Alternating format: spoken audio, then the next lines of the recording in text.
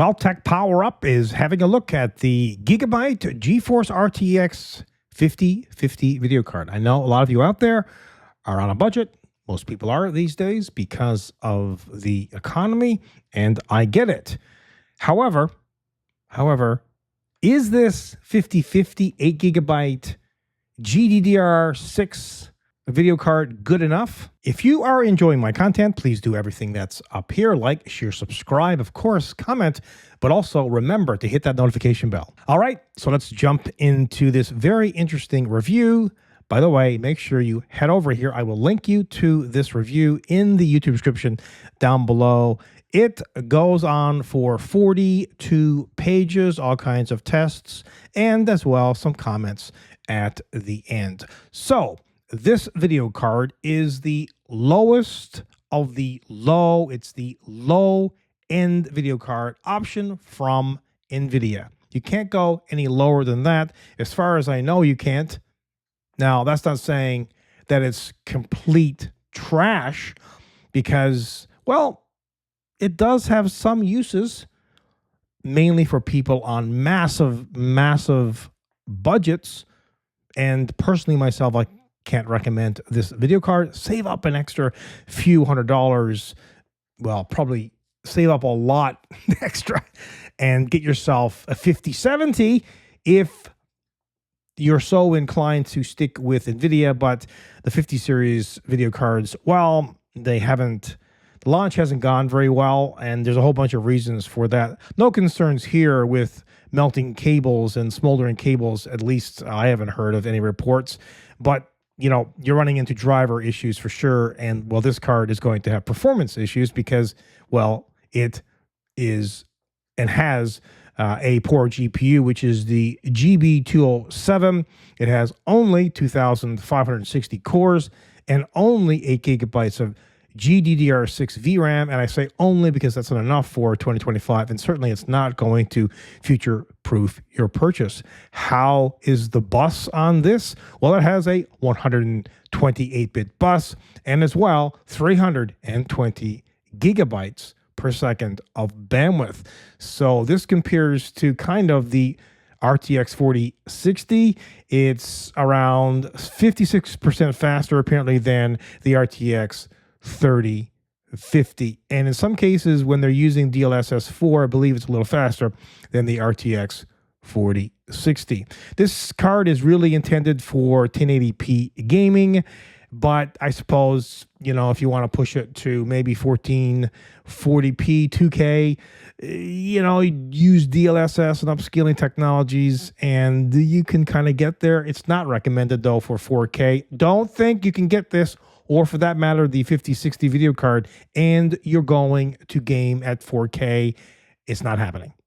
Well, it might happen, but it's not going to be a good experience. Now, there's no mistaking it. DLSS has come a long way, and certainly DLSS 4 frame generation has come a very long way.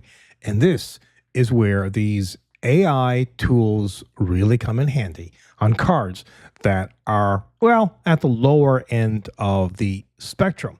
They say that the quality looks native, sometimes better than native. That is, if that's true, very, very impressive, because what I have seen with my own eyes is that DLSS hasn't been as good, and I find it blurry, and certainly it's nowhere near native. And if you can believe it, which is kind of like saying you shouldn't use this card for 4K, but you could.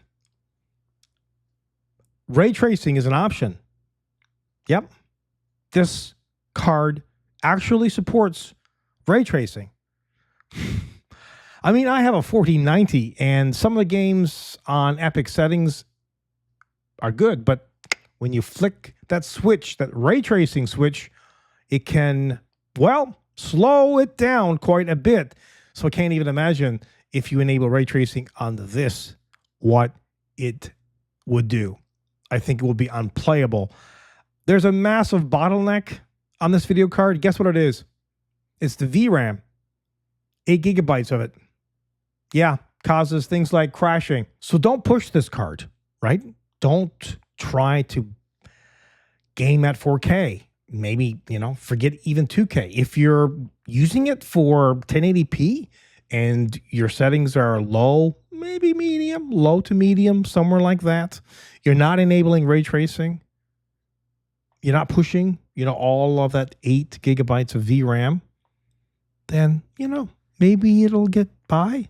It is apparently very quiet at only 25 decibels, and it doesn't consume a lot of power, only 130 watts. And apparently, you can overclock this by 12%. Although, when you're overclocking something that isn't fast to begin with, 12% isn't, in my opinion, even noticeable. Now, this is a little concerning, but what you'd expect from a budget video card, PCI-Express 5.0, but it's only at 8 times, which is usually fine unless you have a very old PCIe 3.0 system. And in that case, well, it's going to perform even worse.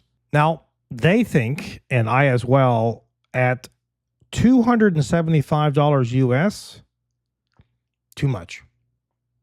$200 US? Sure. Now, what are some alternatives? The Intel Arc B580 has 12 gigabytes of memory as well, around the same price. And as well, the RTX 5060, consider that one over this one, although I wouldn't consider any of these, really. But I know it's going to be a popular card because people want to game and they want to not break the budget. There, of course, is also AMD's RX 9060 XT. Those are approximately $50 more than this one. I mean, for $50 more than this one, I mean, why does this even exist, honestly? I'm not trying to bash it, but why? Let me know your thoughts.